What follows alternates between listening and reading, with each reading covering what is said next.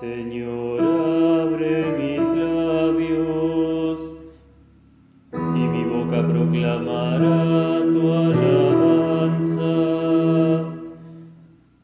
Gloria sea al Padre y al Hijo y al Espíritu Santo, como era al principio, ahora y siempre, por los siglos de los siglos.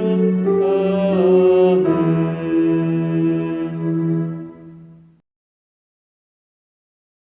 Aleluya, aleluya, aleluya.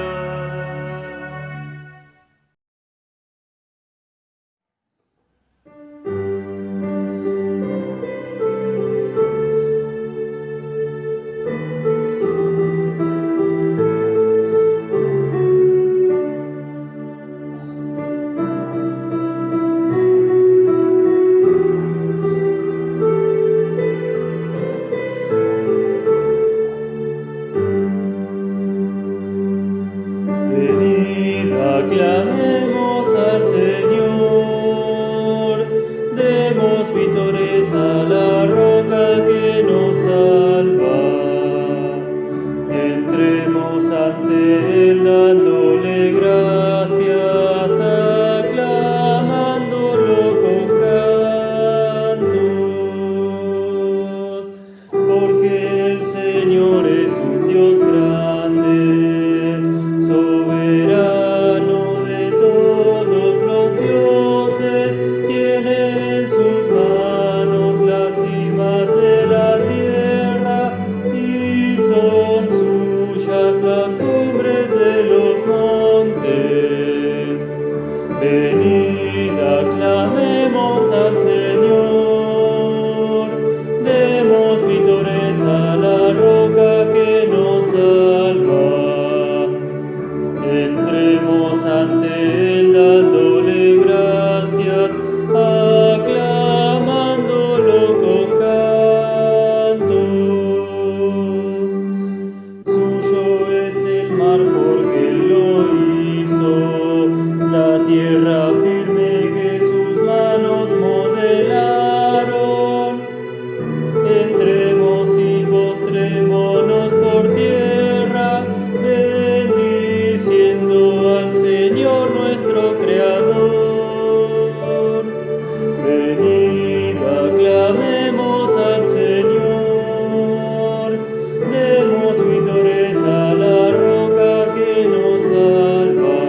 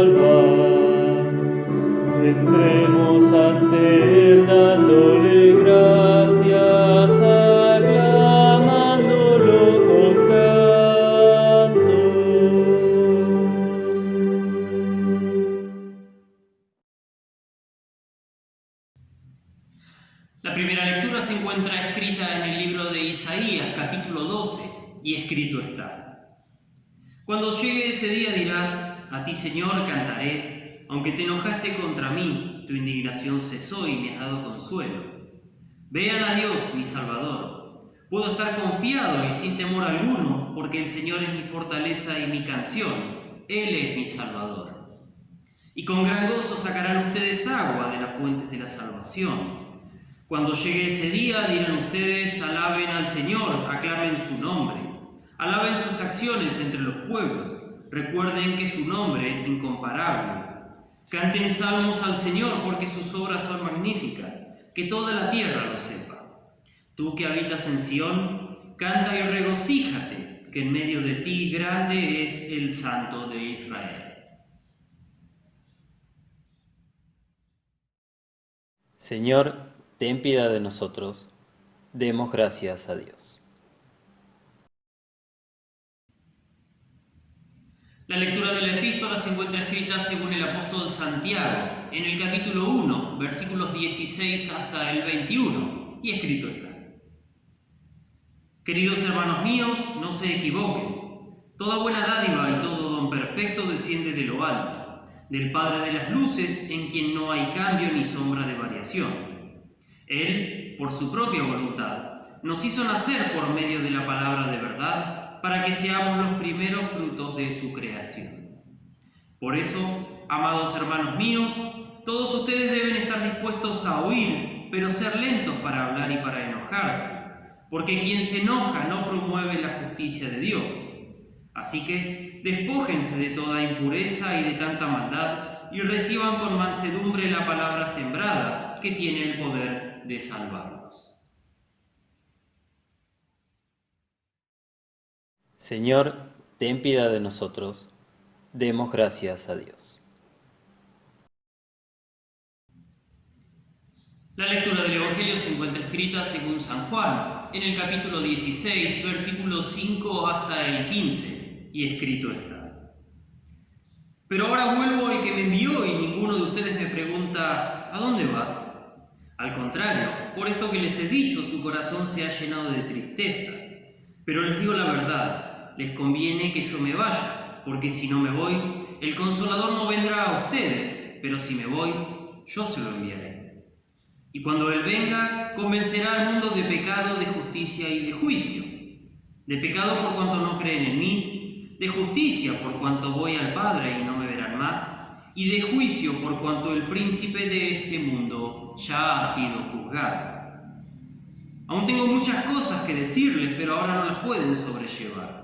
Pero cuando venga el Espíritu de verdad, Él los guiará a toda la verdad, porque no hablará de su propia cuenta, sino que hablará de todo lo que oiga, y les hará saber las cosas que habrán de venir. Él me glorificará porque tomará de lo mío y se lo hará saber. Todo lo que tiene el Padre es mío, por eso dije que tomará de lo mío y se lo dará a conocer a ustedes. Dios, que muchas veces y de distintas maneras habló en otros tiempos a nuestros padres por medio de los profetas, en estos días finales nos ha hablado por medio del Hijo. Gracia y paz de nuestro Señor Jesucristo sean con ustedes ahora y siempre. Amén. En la década de 1530, católicos y luteranos tenían que celebrar un concilio para intentar reconciliar una iglesia desgarrada en, a grandes rasgos, estos dos grandes bloques. Este concilio se había convocado por el Papa Pablo II a través de una bula papal en la que dejaba claro el objetivo del concilio: la extirpación total del veneno pestilencial de la herejía luterana. Sabiendo Lutero que era muy poco probable que se diera un concilio sano, libre, cristiano y con representación fiel de ambos bandos, escribió en 1537 los artículos de Esmalcalda para que quede por sentado la confesión que los luteranos hubieran hecho en aquel concilio, que no es otra que la verdad de las Escrituras. En este escrito, incluido por su valor en el libro de Concordia, las confesiones luteranas, hay una afirmación de Lutero que es bien conocida entre teólogos luteranos posteriores. Todo lo que se diga jactanciosamente del Espíritu sin tal palabra y sacramentos es del diablo. Básicamente está hablando de que el Espíritu Santo no obra fuera de la palabra externa y los sacramentos, bautismo y Santa Cena. Por esta afirmación, no los católicos, porque en esto estamos de acuerdo, sino denominaciones posteriores han criticado al luteranismo de limitar al Espíritu, que en realidad afirman actúa libre. Sin embargo, Jesús en Juan también parece estar limitando al Espíritu al decir cuál es su obra, y que no hablaría de su propia cuenta, sino de lo que oyere, y no haría saber lo propio, sino que tomaría de Cristo y lo haría saber. Y esta obra no la hace libre, suelto, sino que la hace a través de la palabra externa, como decía Santiago. Nos hizo nacer por medio de la palabra de verdad. Por eso la palabra sembrada tiene poder para salvar. ¿Por qué estaban tristes los discípulos? Porque era necesario irse para Jesús. ¿A dónde iba? ¿Por qué es dado el Consolador únicamente luego de la partida de Jesús? La partida de Jesús ¿significa que ya no está presente con nosotros hoy? ¿De qué manera está Jesús presente entre nosotros hoy? Los discípulos se entristecieron cuando supieron que Jesús ya no estaría más con ellos. Su razón humana no les permitía entender las palabras del Espíritu que Jesús habló. Era algo bueno para ellos que Jesús se fuera, porque si Él no hubiese enfrentado la muerte solo, ellos no podrían haber obtenido vida con Él para siempre. Él se fue no a un lugar lejano, sino a la soledad de la muerte por nuestros pecados, para poder abrir el reino de Dios a nosotros a través del ministerio de su Espíritu Santo. Como resultado de su muerte por el pecado, el Espíritu Santo es derramado en el mundo a través de la predicación del Evangelio, para que nosotros recibamos a Jesús y todo lo que Él hizo por nosotros. A través del ministerio de la predicación, el bautismo, la absolución y la cena del Señor, el Espíritu Santo nos da a Jesús con todo lo que Él consiguió por nosotros. El Señor Jesús está verdaderamente presente en y entre nosotros hoy, a través de su palabra y sacramentos. ¿Qué hará el Espíritu Santo? ¿Qué significa la palabra convencer? ¿A quién convencerá el Espíritu Santo? ¿De qué convencerá? ¿Cómo convencerá? El Espíritu Santo convencerá. Eso es lo que hará. La palabra convencer es un término judicial que se encuentra con mayor frecuencia en el marco de un tribunal. Convencer a alguien en la corte de la ley requiere la presentación de evidencia o testimonio, con los cuales se prueba la culpabilidad o inocencia de un hombre. Por lo tanto, a menudo se dice que una persona fue convicta de un crimen. El convicto, así como otros, podrán sostener que él no es culpable. Pero la evidencia o testimonio son las que dicen que es realmente verdad. La palabra convencer en este pasaje referente a la obra del Espíritu Santo conlleva una doble connotación de convencimiento y de anunciar un veredicto. Cuando se dice que el Espíritu Santo convence al mundo de pecado, de justicia y de juicio, ambas realidades están presentes. La obra del Espíritu Santo es convencer al mundo al anunciar el veredicto de Dios respecto a cosas tales como el pecado, la justicia y el juicio. Incluso si nadie en el mundo creyese el testimonio, no por eso sería menos verdad. A través de la proclamación de la ley y evangelio, el Espíritu Santo convence al mundo de lo que es verdad en Cristo delante de Dios Padre. La palabra de Dios dice que es así. A través de la proclamación de la palabra, el mundo es convencido de pecado, de justicia y de juicio. Esto significa que cuando la verdad del Evangelio resuena, muchos la creen, muchos la rechazan, pero las realidades de lo que la palabra proclama son, sin embargo, eternamente verdaderas en Cristo. ¿Qué significa que el Espíritu Santo convencerá al mundo de pecado por cuanto no creen en mí? La incredulidad es la raíz de todo pecado y rebelión contra Dios. A menos que el Espíritu Santo nos convenza de nuestros pecados a través de la predicación del arrepentimiento, no podremos ser cambiados de la incredulidad a la fe en Cristo. La proclamación de la ley, la cual nos convence de todas las formas de pecado e incredulidad, es una parte esencial de la obra del Espíritu de traernos de la incredulidad a la fe en Cristo. Sin la convicción del pecado, el pecador no tiene necesidad de Cristo. ¿Qué significa que el Espíritu Santo convencerá al mundo de justicia por cuanto voy al Padre y no me verán más? La muerte de Cristo por los pecados del mundo es la justicia de Dios. El hombre es pecador. Dios es justo en Cristo. Jesús fue al Padre en su muerte para ofrecerse como ofrenda por los pecados del mundo. Cristo sufrió la muerte y todo aquello que nosotros por nuestros pecados hemos merecido. La justicia de la muerte de Cristo es la única fuente de salvación para el mundo. A menos de que el Espíritu Santo nos convenza de la justicia de Cristo a través de la predicación del perdón de los pecados, no podremos ser salvados del pecado. La proclamación del Evangelio crea fe en Cristo y nos declara justos por causa de Jesús. La proclamación del perdón de los pecados por causa de Jesús es el corazón de la obra del Espíritu. ¿Qué significa que el Espíritu Santo convencerá al mundo de juicio por cuanto el príncipe de este mundo ya ha sido juzgado? El juicio de Dios, justificar al pecador por causa de Cristo, deja al hombre libre del juicio de la ley que el diablo usa para condenar al mundo. Ya que Dios nos perdona todo pecado y nos declara justos por causa de Jesús como regalo de su gracia, el diablo no puede acusarnos de pecado o condenarnos a la muerte eterna. ¿Por qué el Espíritu Santo es llamado también Espíritu de verdad? ¿De quién hablará el Espíritu Santo? ¿A quién guiará el Espíritu Santo hacia toda verdad? ¿Cómo la promesa de ser guiados a toda verdad aplica a los cristianos hoy?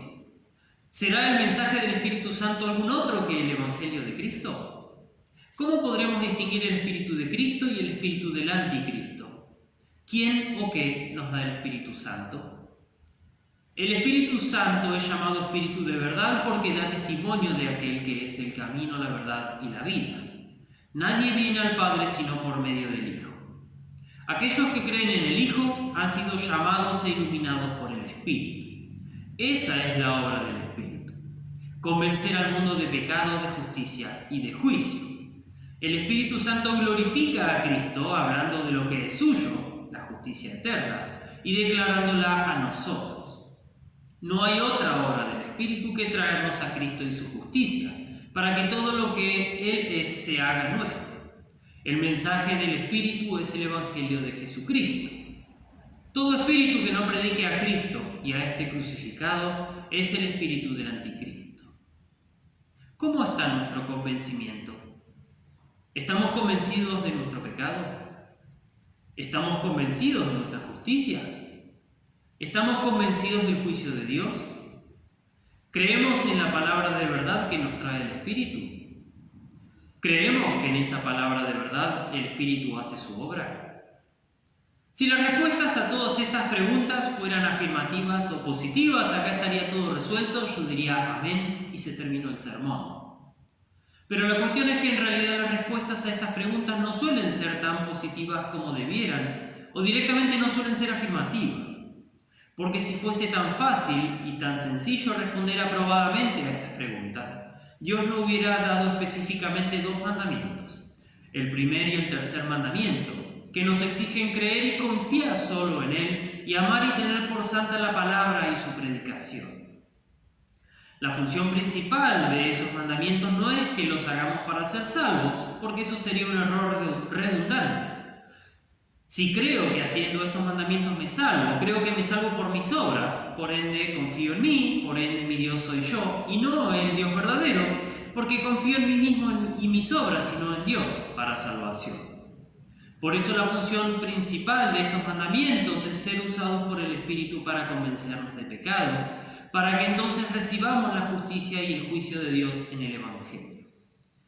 Pero tantas veces uno prefiere convencerse de que no ha hecho nada grave o pueda ser considerado pecado lo que ha hecho, que tenemos justicia por lo que hacemos y que el juicio de Dios es para los que no son como uno. Pero esto no es más que intentar convencerse de una mentira.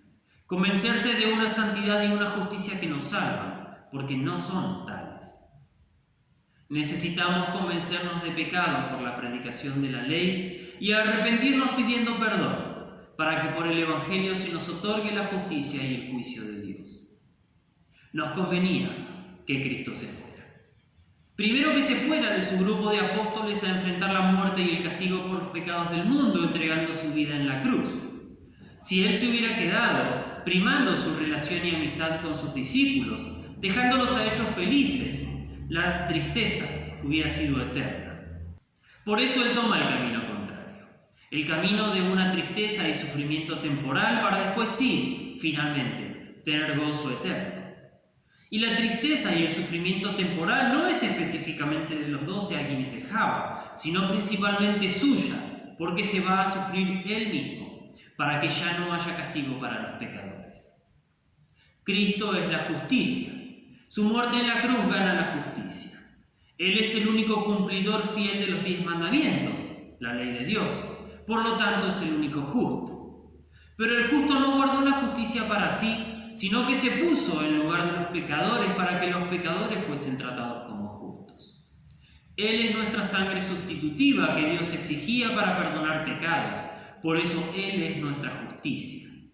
Cuando pensamos en justicia de Dios, muchas veces pensamos en la justicia que Él posee, que es perfecta, y la cual por nuestros medios jamás alcanzamos.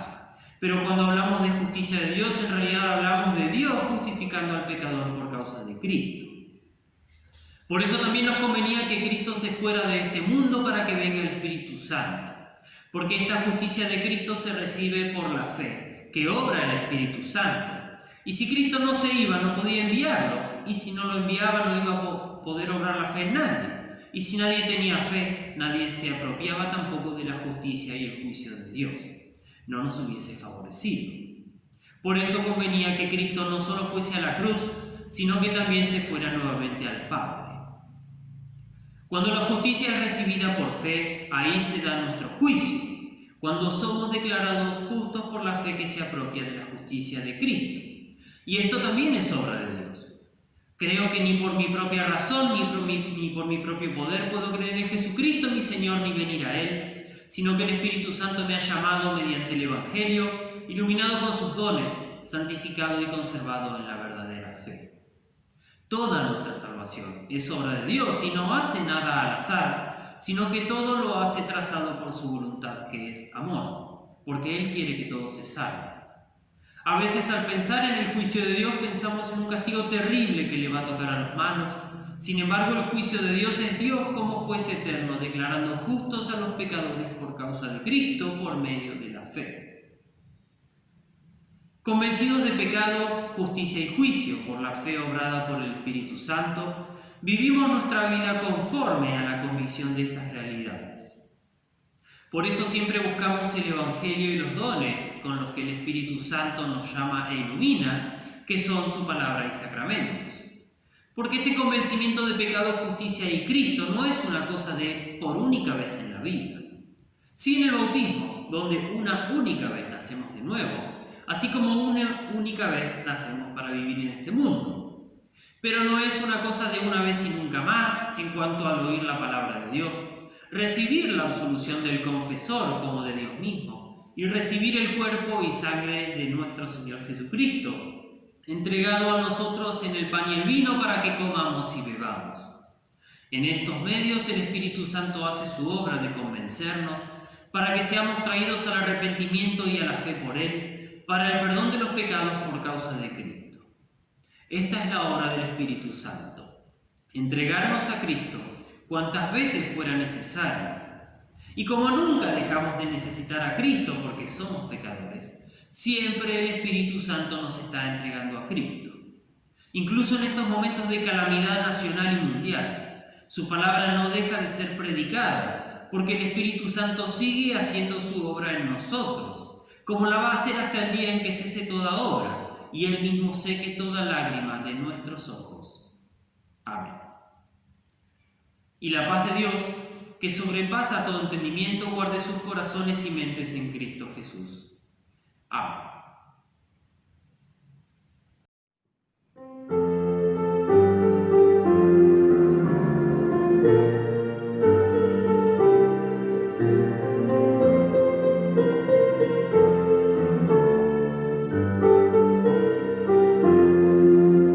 Bendito sea el Señor, el Dios de Israel, porque ha visitado a su pueblo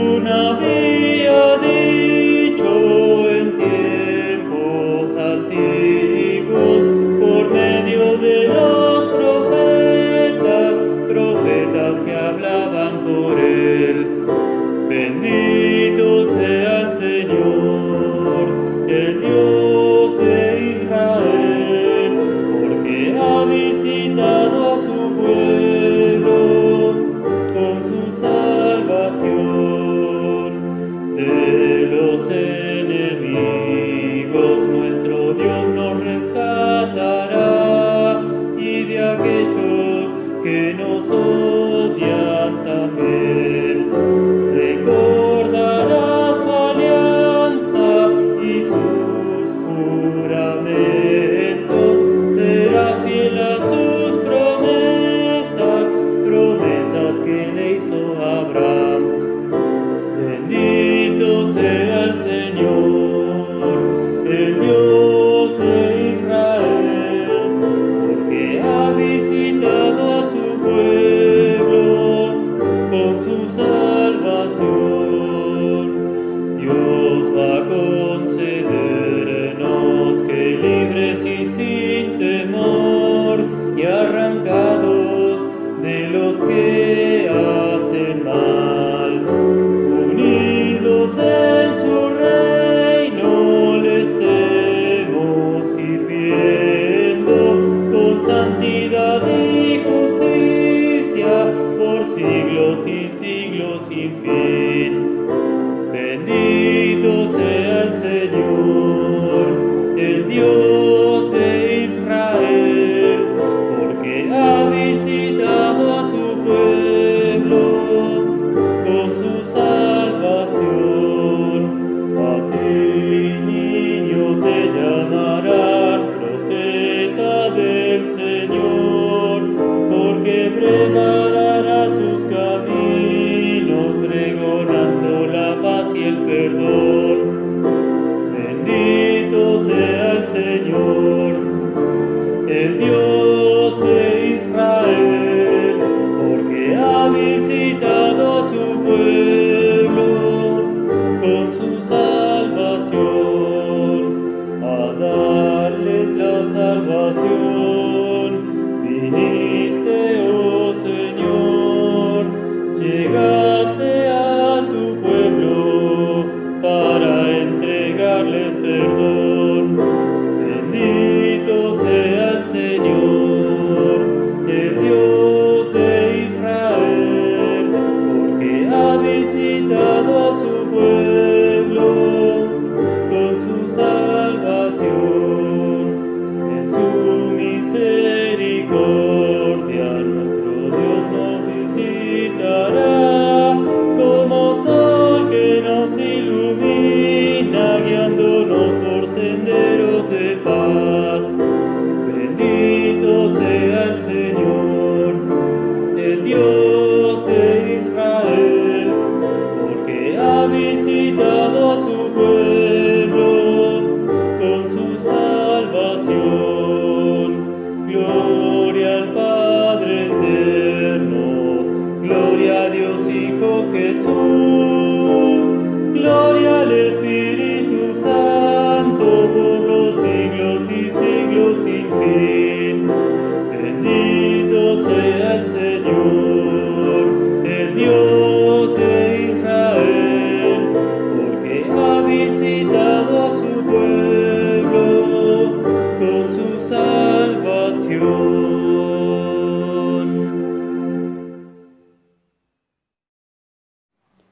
Oremos. Oh Señor nuestro Padre Celestial, Todopoderoso y Eterno Dios, tú nos trajiste de manera segura al comienzo de este día. Defiéndenos hoy con tu poder y concédenos tu protección, para no caer en pecado ni en ningún peligro, sino que, en todos nuestros quehaceres, siendo guiados por tu gobierno, permanezcamos bajo tu mirada paterna, por Jesucristo tu Hijo nuestro Señor, que vive y reina contigo y con el Espíritu Santo, siempre un solo Dios, por los siglos de los siglos. Amén. Instruidos por nuestro Señor Jesucristo y confiando en sus promesas, oramos. Padre nuestro que estás en los cielos, santificado sea tu nombre. Venga a nos tu reino, hágase tu voluntad, así en la tierra como en el cielo. El pan nuestro de cada día, dánoslo hoy, y perdónanos nuestras deudas, así como nosotros perdonamos a nuestros deudores.